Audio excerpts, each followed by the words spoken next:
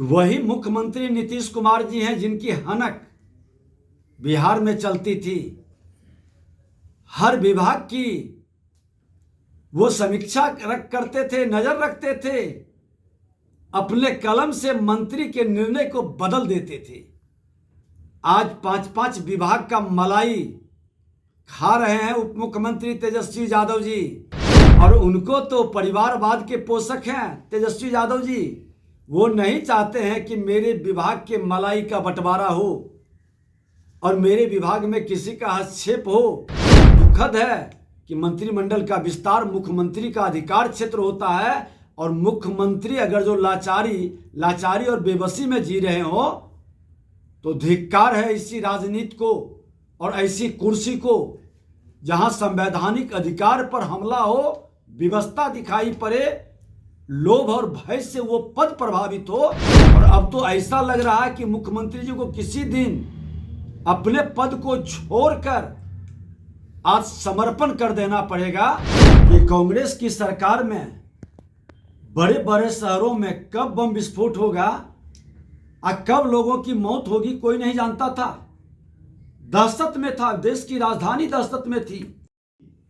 तेजस्वी यादव ने इनकार किया था कि मंत्रिमंडल विस्तार नहीं होगा। अब नीतीश कुमार ने कहा है कि तेजस्वी यादव जब चाहेंगे, जैसे चाहेंगे, बातचीत करके मंत्रिमंडल का विस्तार करेंगे। माननीय मुख्यमंत्री जी की विवशता और लाचारी को देखते हुए दया आ रही है।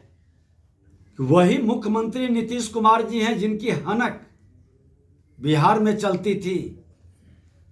हर विभाग की वो समीक्षा करते थे, नजर रखते थे, अपने कलम से मंत्री के निर्णय को बदल देते थे। आज 5-5 विभाग का मलाई खा रहे हैं उप मुख्यमंत्री तेजस्वी यादव जी। मंत्रिमंडल के विस्तार होने पर उनके विभाग का मलाई का बंटवारा हो जाएगा, और उनको तो परिवारवाद के पोषक हैं तेजस्वी यादव जी। वो नहीं चाहते हैं कि मेरे विभाग के मलाई का बंटवारा हो और मेरे विभाग में किसी का हस्तक्षेप हो। मंत्रिमंडल का विस्तार की व्यवस्था दिखाई पड़ रही है, और ये दुखद है कि मंत्रिमंडल का विस्तार मुख्यमंत्री का अधिकार क्षेत्र होता है, और मुख्यमंत्री अगर जो लाचारी और बेबसी में जी रहे हो तो धिक्कार है इसी राजनीति को और ऐसी कुर्सी को जहां संवैधानिक अधिकार पर हमला हो, विवशता दिखाई पड़े, लोभ और भय से वो पद प्रभावित हो, तो पद का त्याग कर देना चाहिए। और आज ये दिखाई पड़ा है मुख्यमंत्री जी के बयान से, उनकी लाचारी बेबसी झलक रही है। बड़े बड़े 5-5 विभाग सफर कर रहा है, पूरी तरह से प्रशासनिक अराजकता है, और मुख्यमंत्री का ये बयान बिहार को रसातल में ले जा रहा है। यहाँ के विकास की गति ठहर गई है। कहीं न कहीं ये दुखद और दुर्भाग्यपूर्ण है।